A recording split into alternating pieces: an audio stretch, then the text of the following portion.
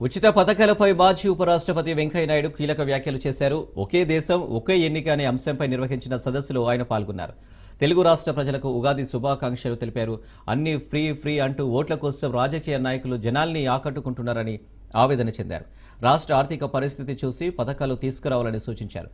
ఉద్యోగులకు జీతాలు కూడా చెల్లించలేని స్థితికి తెలుగు రాష్ట్రాలను తీసుకొచ్చారన్నారు.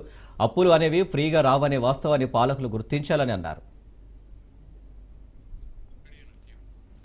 ఎన్నికల్లో గొప్పలకు పోయి ఉచిత పథకాలు ప్రకటిస్తున్నారు. అధికారంలోకి వచ్చాక వాటిని అమలు చేసేందుకు ప్రభుత్వ ఆస్తులను తాకట్టు పెడుతున్నారని మండిపడ్డారు. పరిధికి మించి అప్పులు చేస్తే ఇంకొన్నాళ్లకు అప్పులు కూడా పుట్టని స్థితికి వస్తారని అన్నారు. రాష్ట్ర ఆర్థిక పరిస్థితి చూసి అప్పులు చేయాలని చెప్పారు. దేశంలోని ఇతర రాష్ట్రాల విషయం పక్కన పెడితే ఆంధ్రప్రదేశ్, తెలంగాణలోని పాలకులు ఈ విషయాన్ని గమనించాలని అన్నారు. అనవసరమైన వాటిపై కాకుండా ప్రజలకు ఉపయోగపడే ప్రాజెక్టులపై పాలకులు దృష్టి పెట్టాలని హితవు పలికారు. ప్రస్తుత పరిస్థితులు మెరుగుపరచడమే కాకుండా భవిష్యత్ గురించి కూడా ప్రభుత్వాలు ఆలోచించాలని అన్నారు.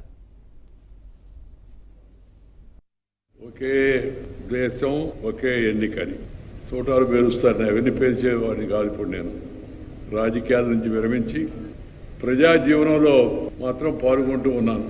రిటైర్ అయినప్పటికి కూడా నేను ఆ మధ్య ఒక మాట చెప్పాను. పదవి విరమణ చేశానే కానీ పెదవి విరమణ చేయలేదు.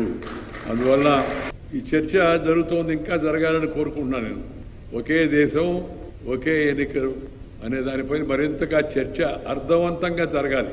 ఆ జరిగి దీనిపైన ఒక నిర్ణయానికి రావాలి. దేశం, ప్రభుత్వమే కాదు, దేశం ఒక నిర్ణయానికి రావాలి. కొంతమంది వ్యతిరేకించేవాళ్ళు ఎప్పుడు వ్యతిరేకిస్తుంటారు, కొన్ని సమర్థించేవాళ్ళు సమర్థిస్తూ ఉంటారు. కానీ దేశం, ప్రజలు ప్రధానమైన విషయం పైన ఒక అభిప్రాయానికి వచ్చే ప్రయత్నం చేస్తున్న ప్రయత్నాన్ని ఏదైనా మనం ఎవరు చేసినా దాన్ని స్వాగతించాల్సిన అవసరం ఎంతో ఉంది. ఏంటి అసలు ఎన్నిక ఏంది, జమిలీ ఎన్నిక ఏంది, ఈ సైమల్టేనియస్ ఎలక్షన్స్ ఏంది, ఒకే దేశం మరి ఒక ఎన్నిక, దీనిపైన చాలా సంక్షిప్తంగా నేను నా పద్ధతిలో నేను చెప్తాను.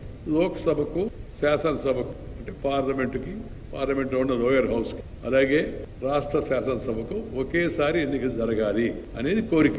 ఈ కొత్త కోరిక నరేంద్ర మోడీ గారు తెచ్చినట్టు ప్రతిపాదన కాదు. ఈ దేశంలో 1952లో మొదటి సార్వత్రిక అంటే జనరల్ ఎలక్షన్ జరిగాయి పార్లమెంటుకి, అసెంబ్లీకి. 57లో సార్వత్రిక ఎన్నికలు జరిగాయి పార్లమెంటుకి, అసెంబ్లీకి ఒకే రోజు.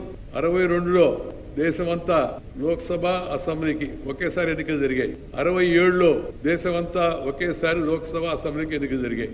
52లో, 57లో, 62లో, 67లో. ఇప్పుడు ఎవరయ్యా అప్పుడు ఉన్నది? పార్టీలు వేరు. ప్రధానమంత్రిగా జవహర్లాల్ నెహ్రూ గారు ఉన్నారు, ఎన్నికలు జరిగాయి.